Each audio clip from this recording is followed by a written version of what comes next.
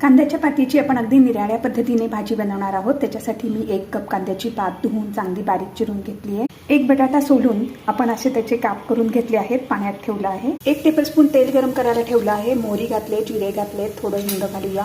थोडा पातीचा कांदा चिरून घातला आहे, तो 2 मिनिटं आपण मंदबीत तव्यावरती फ्राय करून घेऊया। 1 टेबलस्पून आलं, लसूण, हिरवी मिरची घातली आहे, ते पण फ्राय करूया। चवीप्रमाणे मीठ थोडं घातलं आहे आणि हळद थोडी घातली आहे, लाल मिरची पावडर घातली। चिरलेले बटाटे घातले आहेत, मिक्स करूया। कांद्याची पात घातलेली आहे, मिक्स करून घेऊया। ठेवलं आहे 5 मिनिटं मंदबीत तव्यावरती शिजवून घेऊया। बटाटा आता चांगला शिजला आहे। आता ह्याच्यामध्ये अजून एक टेस्टी बनण्यासाठी हे टाकायचं आहे। 1 टेबलस्पून आपण शेंगदाण्याचा कूट घालूया। जर 1 मिनिट परतून घेऊया, त्याच्यानंतर गॅस बंद करूया। भाजी झाली आहे, सर्विंग बाउलमध्ये काढून घेऊया। आता भाजी आपली सर्व करण्यासाठी रेडी आहे। आपण चपाती बरोबर किंवा भाकरी बरोबर सर्व करू शकतो। इतकी मस्त टेस्टी झालेली आहे।